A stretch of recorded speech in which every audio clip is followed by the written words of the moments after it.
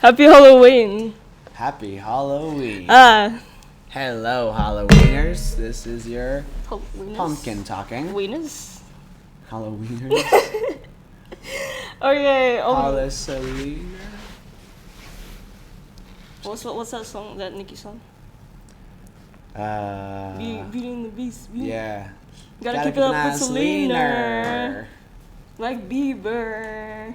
We got Justin Bieber. No, I'm not Justin Bieber. Got Isidro Rafael. Hey. Whoa.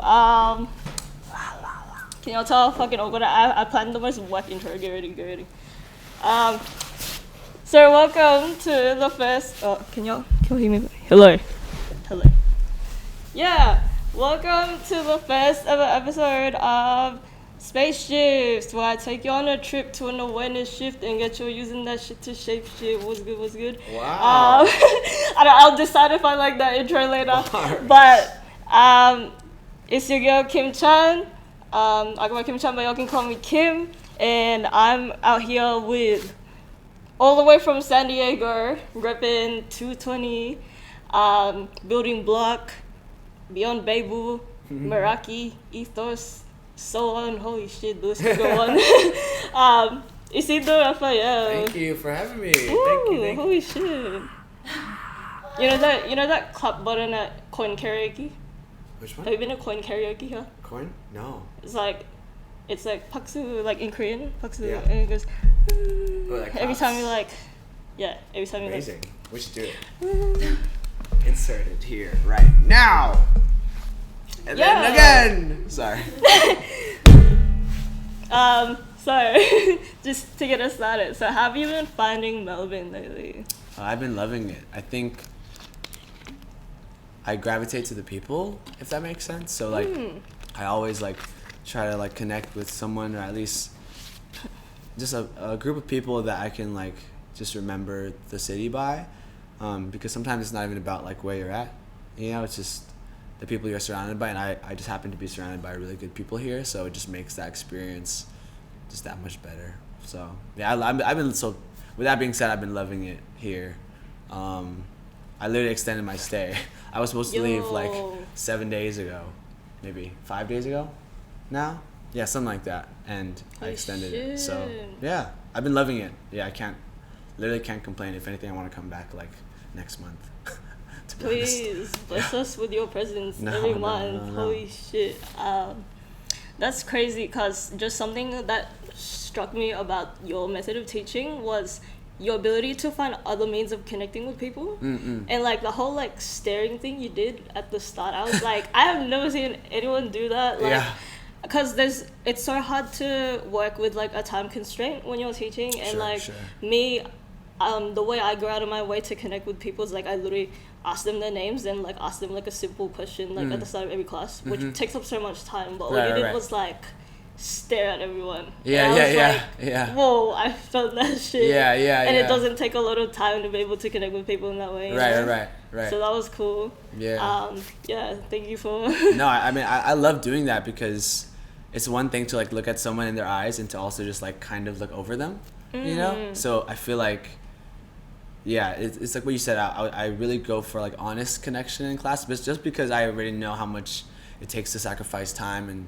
money and the drive and, you know, and so forth, things that I don't know, for them to be in the space and in a class with me. So I think that reflects in how I like treat that hour and a half or in that 2 hours, and I really like try to be the person I wish I had, you know, like more like when I was like just starting in the dance world. So to be in a space of like a different city, a different community, maybe even a growing community, like when I first met you, like I felt it was a very like nice to be a part of something that's like just beginning, because even though like, you know, that competition's been around, Revolution's been around for a couple years, like it's still so young and has so much more room to grow. So yeah, so in a setting like that, it just makes more sense to treat it with a little bit more care, you know. So yeah. That's crazy. I just feel like you put so much intention into like the way you handle class, or just the way you approach things in general. And so just to get us started with like because I didn't want to get into like the basic, because I feel like everyone asks this question of like, oh, so how long you been dancing, Sure. when did you start, whatever. Yeah. I sort of want to take it to a different approach, because I pretty much want to get to know like your perspective on things, the way you function, how that like the ways we can see things through different lens, and like by all means go on a tangent. Like, that's easy for me. Even if amazing. That's even if easy I for ask me. you a question, like I don't want you to be bound by the constraints of the question. Because I will specify like what context I see things in. But to get us started, so as a way of asking like, who is Isidro? Because you've taken on so many roles across your career. Like you've come from like student to teacher, you've come from like crew member to like crew director and founder, you've come from like, you know, even battler to battle judge recently. So what role do you identify with most and why? I think out of all of the ones that you've said and out of all the ones that I feel like I've done already, teacher makes the most sense to me, because I like to just, like, that's probably my favorite thing to do, and then like dancer would be the next thing. I don't know, like those two are the ones that I really, really gravitate to, but if I were to like generalize it all, like artists would be kind of the one to like, I feel like that would best describe me right now, specifically because I'm going into a more theater realm in like the art world, if that makes sense. It's not so much like just dancing in a studio with people anymore. It's more so like trying to like keep up with the other actors and singers in the room and just, I mean, the dance thing, I feel like that department, I feel like I have it under control, but like when it's things like saying a line in the script, or if it's like getting your harmonies right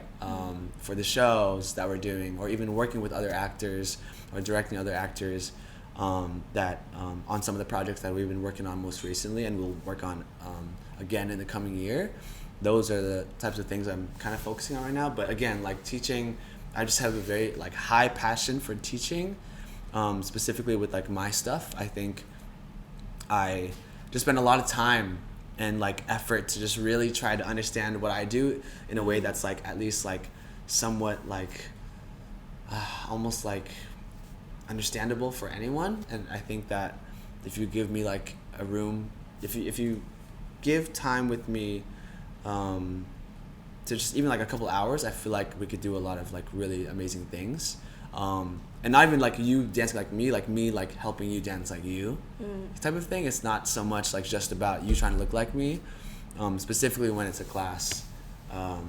So yeah, see, I already went on tangent. You asked for it. Amazing. But that's exactly what I wanted. Yeah, dancer teacher is where I like really I find that really interesting that you brought up like being understandable towards everyone, because there's this concept of like being digestible that I've heard recently, where like you want to be able to be understood by like the normal audience, like a non-dancer audience, as much as you want to be understood by like a dancer audience, like, or at least like find some sort of compromise between the two. Totally. In that sense. And because I wanted to get into your mission statement as well, and you've already like been bringing up some things from there, like you know, serving people of all backgrounds, right? So you sort of like bunch in teacher underneath like artist, was it?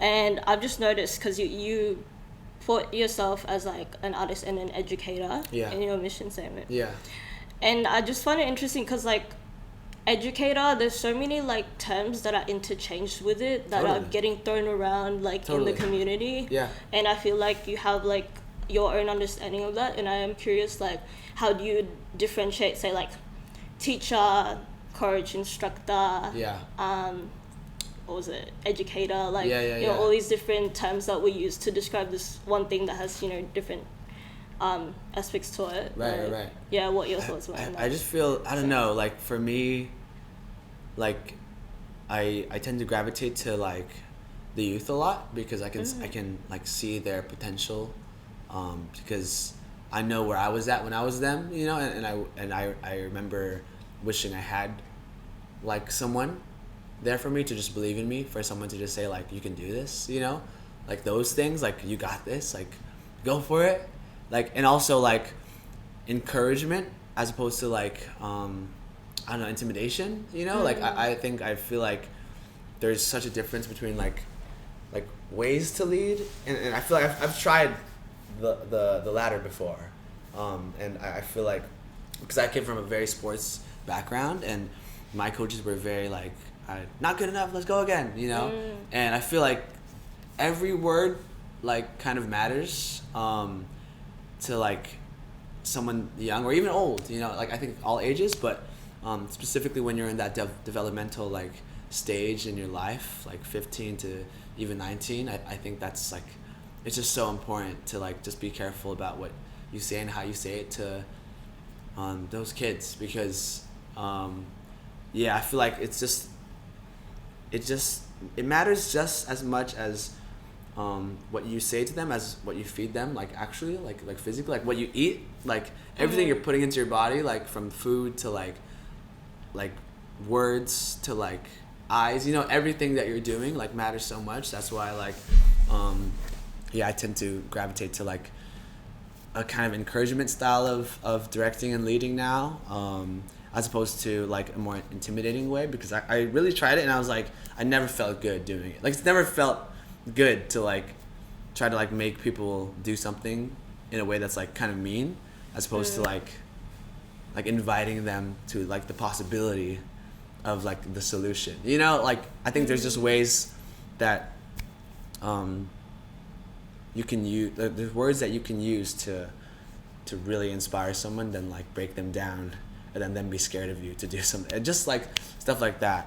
I don't know if that answers your question, but those are just the thoughts in my head as you're asking that. No, it was a really interesting take to it, because I feel like you're just like a true example of like practicing what you preach, because exactly what you did in class was like, I felt like you had a way of like taking your students by the hand, but not in like a coddling way, but like you had a way of making sure you were with them at every moment, and that like you were pushing them, but in like to like a healthy degree, I guess. So I can definitely see how you've been using that for sure. So that's amazing. Thank you. I just, in terms of like, there's times as well, like when you said you feel like you're a teacher first and a dancer second as well. Because I had a friend from Sydney, shout out Chantel. Oh, hey, do you know her? I know her. Yeah. She told me about something, oh my god, I can't speak. Something someone told her. Where it's like, how would you rank yourself between like dancer, choreographer, teacher? And normally, because we have such I guess an underdeveloped industry where like we have a lot of specialists, like dance specialists, filling in the roles of like what we would normally need people of other industries to fill in. And we don't normally have that, like the way that other industries have that, we don't have that because we aren't as developed. And so what you find, and this is something interesting that I heard from like your partner Celine as well in one of your podcasts, was it the Broadway Podcast Network, was it? Something. I think that's it. I don't remember the name, but yes, where like she mentioned how a lot of like at the start you guys were like sort of feeding into teaching and leading because it was what you saw, and how like I guess what we see on social media can distort our perception in terms of like what's possible within our careers. Totally. And so I was wondering how it is that, like, I find it interesting that you see yourself as a teacher first and a dancer second, when a lot of people would normally like just teach because it's what's available. Or, you know. So what are your thoughts on that? I think it's because like I love to dance, but I love to teach more. If that makes sense. But like all aspects of teaching, like not just physical teaching, like mindset teaching. I think that's something that I really am passionate about. Like working this just as much as you work all of this, because at the end of the day, like you don't, like you're working your mind constantly, and like I really believe like dance is life. Like I think it's like interchangeable, and like the way we dance is the way we live. Like I think it's, or the way at least we look at dance is how we live, even past it and before it and after it, because from the little things to like not being called out to do a select group at the end of class can already say so much about how you're receiving a situation like that, you know, like just little things that can like kind of give tells as to like how you're almost like just running your life with the current mind you have. And we try to teach our kids and our students that like you like always try to take a step back and like see what's really happening in terms of like the reality of everything. Like for example, like let's say we're in class later, right? And then I didn't pick you to go do a select group, you know?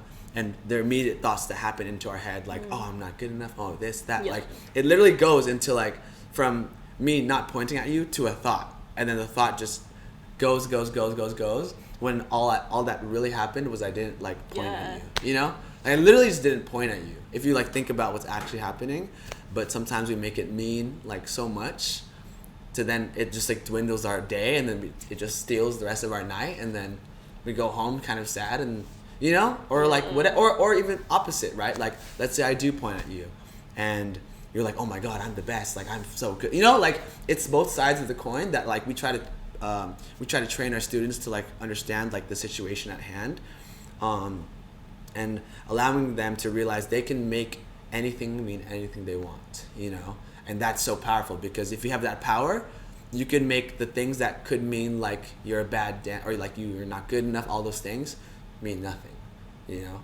But you also have the power to make yourself feel empowered when, you know, like it's just you have the choice. Like we have the choice. Sometimes we feel like we don't have a choice, but like I choose to like feel this way, you know. Like you can choose to feel a certain way, even if it feels like helpless. So that's why like I love teaching a lot, and I love like looking into someone's eyes and like a light bulb going in their head, because it's like it's the biggest adrenaline rush for me. Like when I see someone like in class, literally like it's just it's just the most subtle thing in the world, but when I do see it from someone, it's like, oh my gosh, the energy in the room changes. Like you can feel people beaming. Like even if they're not getting the movement right, that's okay. But if one of my words triggers something in their minds to like think that they can do something even more, or like believe in themselves a little more, I did my job. Crazy. You know, I did my job, because it's just like you can feel it. It's hard to. It's like indescribable. It's like the feeling in the room when someone says something really like that, like shakes your core a little bit and your soul, and you're like, oh my gosh, like darn, you know, like wow, that's wild. Like, and then because I feel like people don't remember the moves of the class, they remember the feeling, you know. So if at least like they remember that feeling of not me, but like them, you know, them feeling a certain way, then like they'll forever remember that class, you know. So yeah, that's why for me dancing is fun. Like don't get me wrong, I dance all the time. Like the family I'm currently with, the New Ins, like they see me like dancing. Shout out. Shout out to them. They're right like, there. They literally see me like just not even just dancing, like just moving, like just like messing around left and right, and that's just, I don't know, like I love it. Don't get me wrong, just I love being the Grinch in Halloween. Yeah, it's true. If you know, you know. Like I am the Grinch in real life, but in Halloween. yeah, like but dancing is fun. Don't get me wrong, but like I get tired of it. Like but it's like a relationship. Like for me, dance is a relationship. I don't like to do it all the time, you know. Like, and that's okay, because when I step away from it, I miss it. And then when I come back, it's just like so much more fun, you know? Like I feel like I used to think like, okay, train, like do this, do that. Like it's a very workaholic mindset and stuff, but then like you get burnt out. Like it's impossible. Like I literally haven't choreographed anything new in like 2 months, you know? And for me, that's a lot. Like that's a lot for me. So, but then there's days where when I get home, probably when I get back, like after a week of like just chilling, I'll probably like want to choreograph every single day. You know, like it's just, I don't know. I don't even remember what you asked me, but I'm here now. You touched on so many things. God, I'm here now. How did we get here? Shit. What year is it? I literally like, because I have some questions prepared, and like everything you say just branches out to, whoop, I want to ask this now. All good, I want to ask this now. And that's the thing, like I feel like I'm really honored that I'm on your like first one, is because it's just really amazing to me that like you're curious, you know. It just takes curiosity to like do something, and this is a really, really admirable thing to do. Like there's so much work that goes behind it, like there's a lot of courage that goes behind it, you know. So like you gotta give yourself props to like, you know, that you're doing something like this, and if you're watching this right now, like, you know, give some love to her and give some love to Kim, and let him know that, like, Is that my laptop trying to die? All good. No, you don't. Don't die. Wait, let me grab my charger. I don't know how I'm gonna plug this. Is it okay? I'll keep you entertained in the meantime. Okay, in case, because I don't want to lose this, we'll just stop. Yeah, okay. Wait, my laptop's trying to die, but we're gonna work with it. All good. Welcome back to the podcast. Welcome back to... What was your thing? What was your intro? I'll say it this time. What was the intro? Welcome back to Spaceshifte. Welcome back to Spaceshifte. Spaceshifte. Where we take you on a trip. Where we take you on a trip. To an awareness shift. To an awareness shift. And get your... What was it? What was it? Get your using that shit to shapeshift. Get you using the hey. Bang. You banger. You bangers. Yeah. Yeah. Oh my god. So, yeah, no, thank you so much. I didn't expect that. It's crazy because, like, I told you about that trigger I had, which I don't know how much I can talk about it in this. That was dangerous. I'll probably talk about it after. Sure. But that happening, plus like you being here, I feel like just completely aligned because, like, I don't know, something really struck me with like your teaching methods, and I was like, this is exactly what I've been looking for such a long time. Like, I haven't had the drive to take choreo class in a really long time. Like, I've just been like diving into other styles. Like, I've been getting into cramp, like breaking shit. Love like that for you. Yeah, but it's like because of that, like, I just, you know, I almost forgot that I loved choreo. So taking a class again and like seeing the way, like, I can just tell how much you care about teaching, you know, which is already hard enough to find from a dancer. So like, considering like the way our industry works and shit. So I was just like, I need to do something with this guy. I don't know what, but and then I was like, wait, I've been trying to do this for ages. But like what you said, like, I think it's like one of those things where in school, and let's say you loved math, and then like you've never had like a fun math teacher, you know? Kind of shit. Yeah. So like that's the same for me. Like, I don't want to be like just another choreo teacher. Like, you know, or at least like I want you to experience something different, even if it's like the smallest of things. That way you're like, oh, I remember math. I remember pre-algebra because my pre-algebra teacher was, you know, like this person. Like, I still remember my favorite teachers, you know, from school, and I don't remember, you know, the latter. So so you should feel very proud of yourself to do something like this. We'll see which question I want to branch out to now. You're good. But okay, let's start with, so you were on about how, you know, someone can get triggered by not getting select, for example.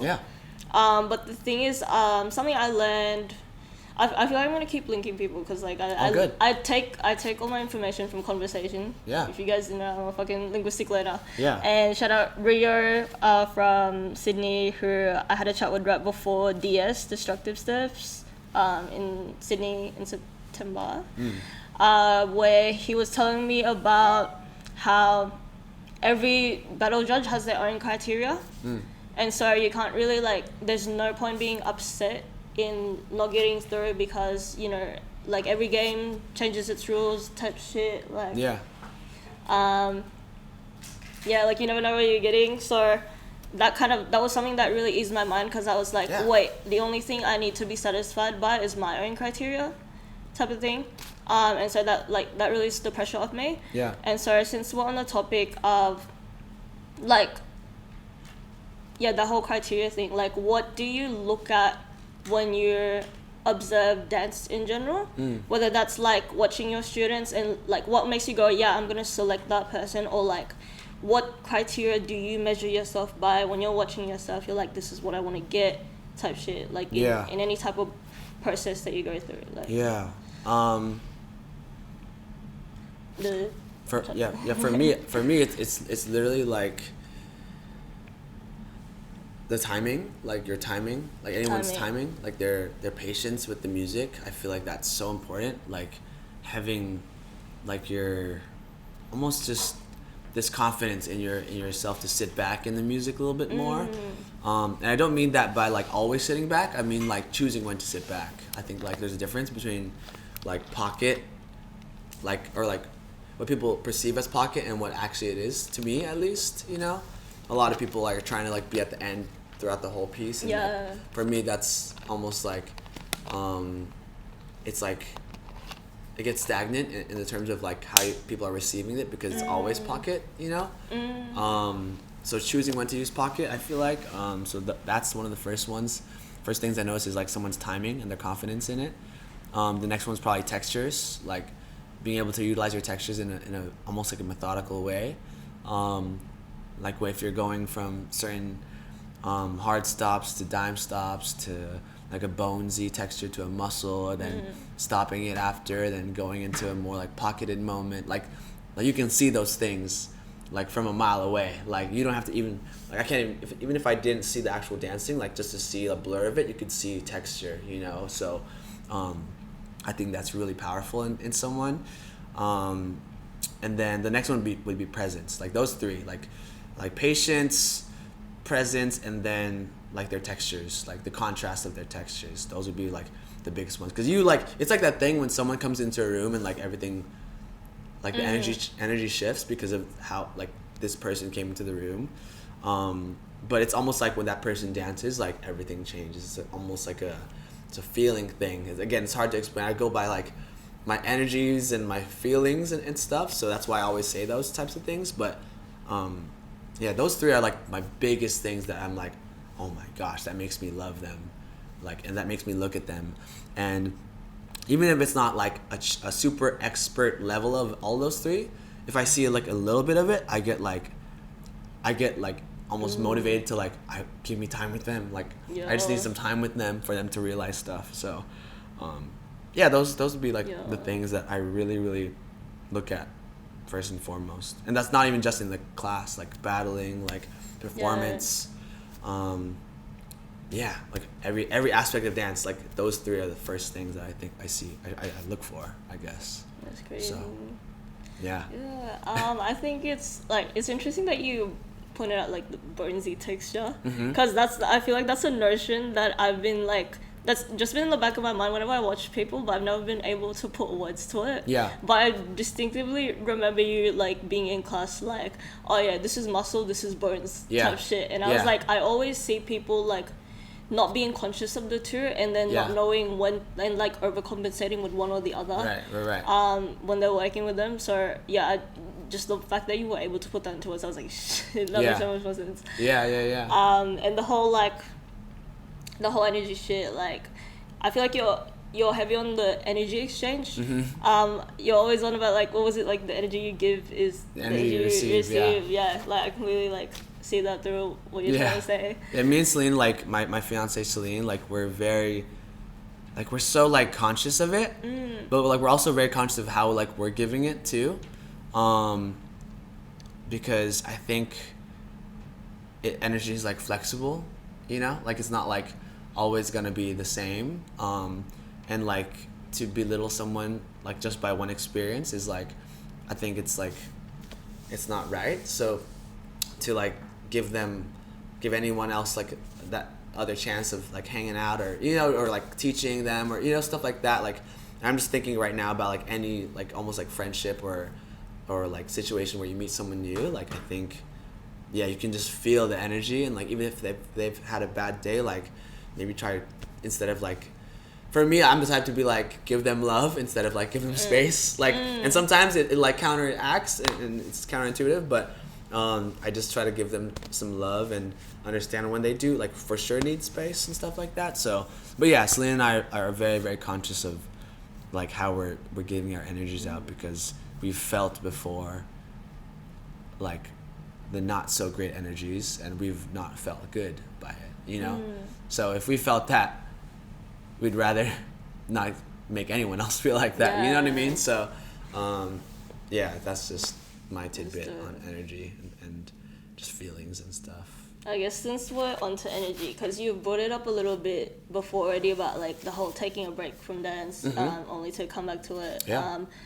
So how, in terms of like the way you work, how do you maintain your energetic boundaries within work? Because I feel like working in such a creative field, it's so hard to like all the lines blur. Like let's say, like I have a lot of examples, like creative space. Yeah. Like if you work from home a lot, especially like in the pandemic, let's say, you Right. know, like your creative space and your home, like it's gonna blur. Yeah. Like it's hard to tell when you're working, when you're not. Yeah. And then that can reflect onto like your mind. It's like, how do I know if I'm on creative mode, or if how do I switch that off type shit. Yeah. And like since we brought up Celine as well, like because you have a life partnership with her, but you've also got like a professional partnership with her. Yeah. So you have to understand how to maintain those boundaries as well.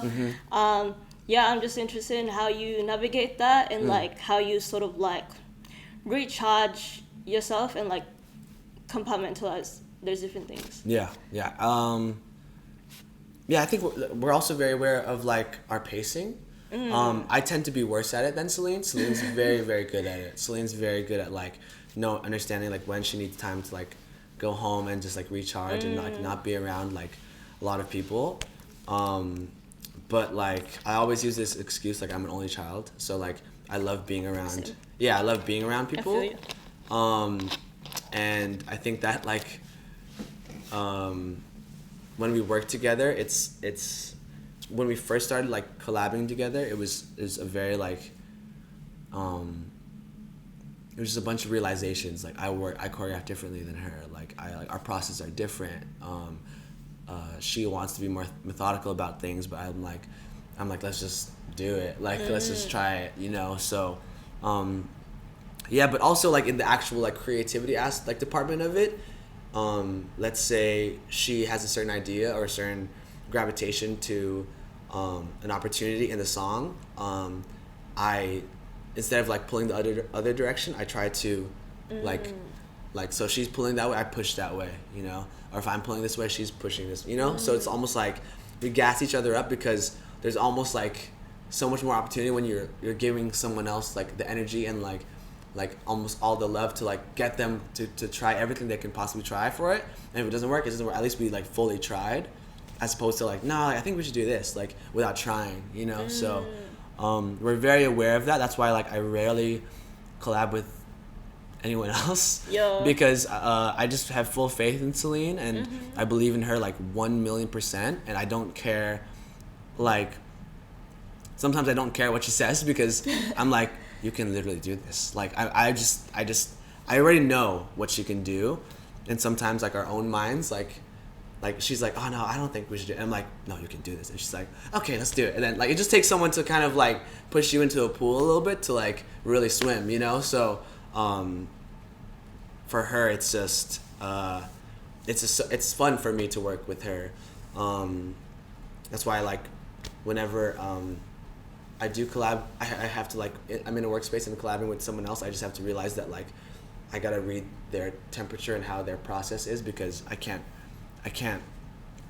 expect them to be silly, you know, in our processes. But going back to what you said about work, like and being home and like creative space and stuff, like whenever we don't want to dance, we just don't. Like we really, and the period, like we don't try to make it this big thing, like, oh, should we quit? Yeah. Like no, like we just like we go out with our dog Midas, we like go on a walk outside the house, we go to the backyard, we go to the beach, we hit up our friends, our close circle of friends. They're called familia, like in our text group it's called familia. It's like family in Spanish. And we really just like, we really care about like recharging, because then we miss dance, you know, and then we miss working. When during the pandemic, when we were doing a bunch of online like mentorship, we were doing all in this room in our house, and whenever we had like we were not in a Zoom, we would go outside immediately. We like go outside and be, you know, just like being conscious of like how our space is. Like when I'm staying somewhere new, like I literally set up like a piece of home, like a setup of home, like a Polaroid of Celine, like something that reminds me of Midas, like Polaroids of people that I really care about. So it's just like, it just helps it lifts like, you know, like even if it's the smallest corner of the room, that's like my favorite corner, because you can just feel like all the love that's there. Again, energy, like you feel that no matter if you're in a hotel room, no matter if you're in a space, in a different house, you can just understand it. I don't even remember your question. No, God, I'm the worst at this. You answered Podcasts are horrible with me. Don't ever invite me to be a part of a podcast. No, I'm getting exactly what no, trust. We love the tangent. Yeah. No, you answered it perfectly, pretty much.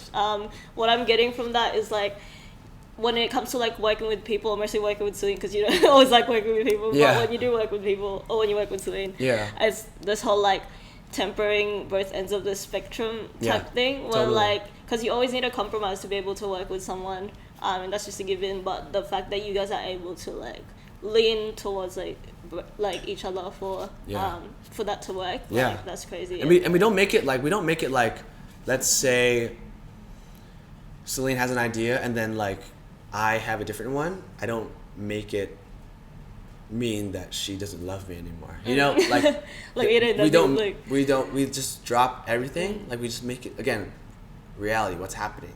Like if she wants to go a certain route and I want to go a different route, it doesn't mean that we should break up. You know, like we don't relate it to, because that's our creative, this is a different space. Like it's our creative space, we don't have to it's like make this is here. Yeah. And that's just the reality of it. So, yeah. Man, okay, so many directions we could take this again. Yeah. But since you brought up like the whole idea of like bringing a piece of your home, like wherever you go, something, I kind of want to get into your travel experiences, because I have a lot of like questions towards that. So firstly, like, because you've gone pretty much like every continent, have you? Like Russia, Indonesia, like Canada, China, Europe, like Spain, Italy. Crazy. Yeah. Australia now.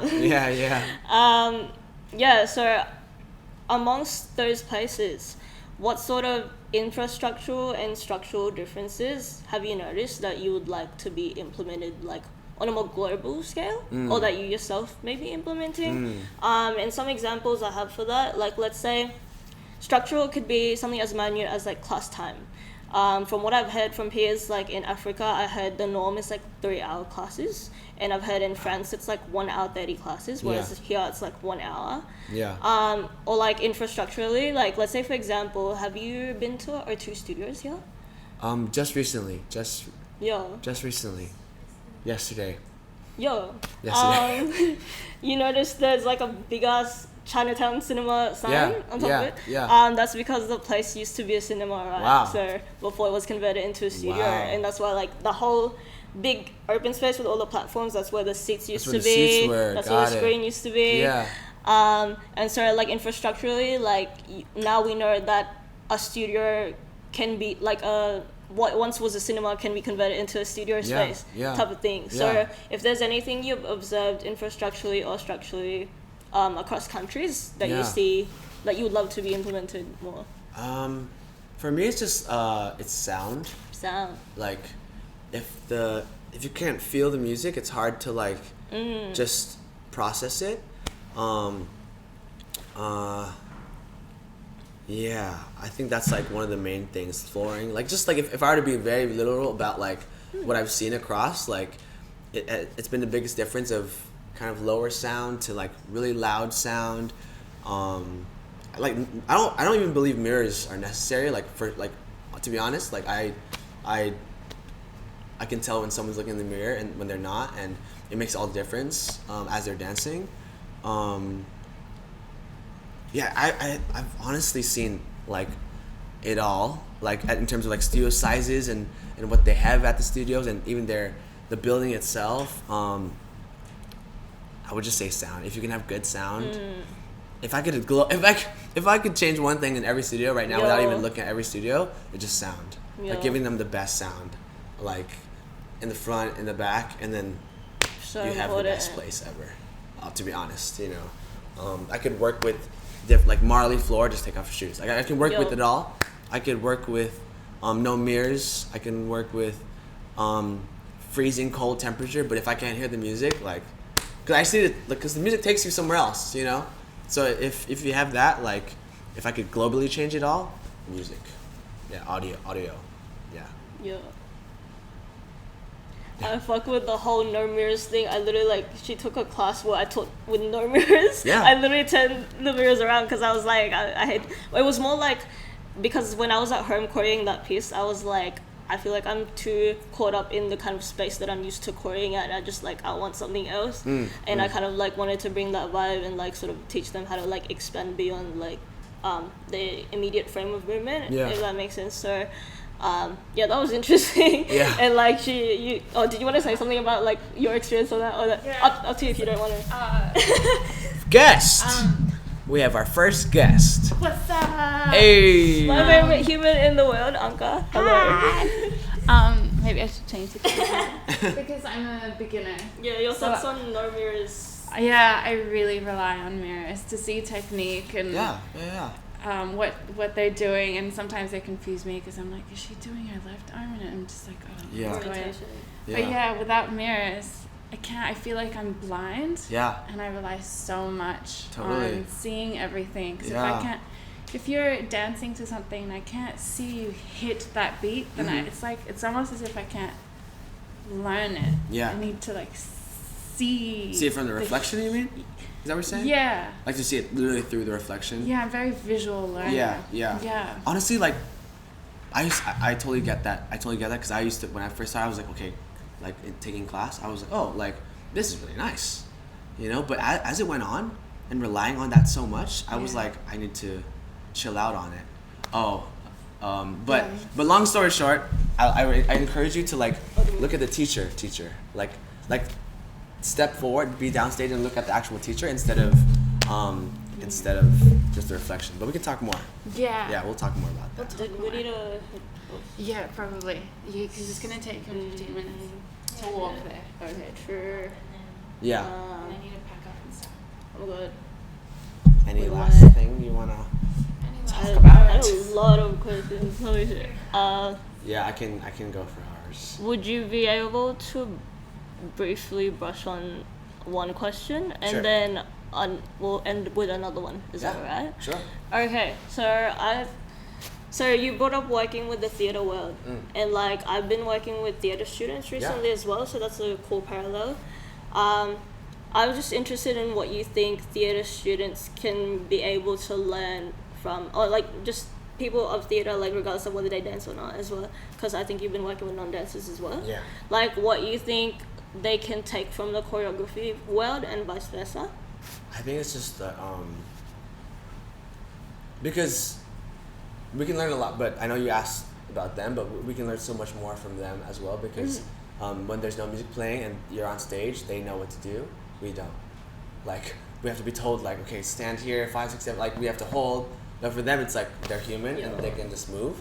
But it would be the opposite. So what I'm saying is, when there's music playing, how are they moving? And it's mostly technical stuff that I would probably brush upon for them to us, because I really feel like there's more for us to learn from them, as like in its entirety.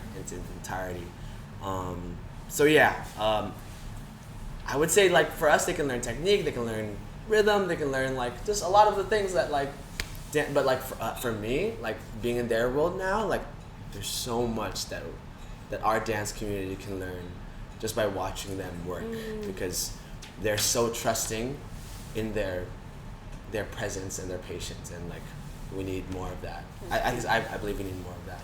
Yeah. Okay, so thank you so much for that. For our last question. Yeah. So any de-evolutions and evolutions you've witnessed within like the dance world, whether it's the industry community, and what you would like to keep witnessing? I just want people to like to love it again, like fully, because I've noticed that like the youngins have seen us do like take class, audition for a team, perform with their team on a big stage, then that gets them to do their jobs outside the country and go.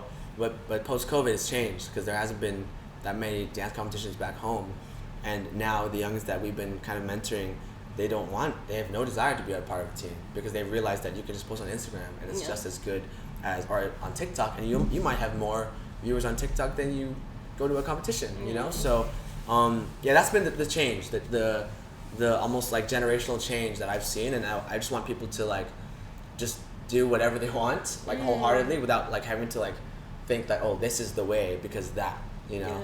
I want people to think that they just wing everything and see what happens and do what they like, and they'll get to where they go. I don't want to even say like deserve to go or like want to go. Like they will get to where they naturally will go. You know. So yeah, I hope that kind of answers it. No. Thank you so much. Thank you for bringing me on. Thank you for making this time. We have to run to his class right now, but thank you for listening. Like what an honor. Like thank you. So grateful. Thank you. Yeah, thank you. Bye everybody. Thank you, Kim. Bye.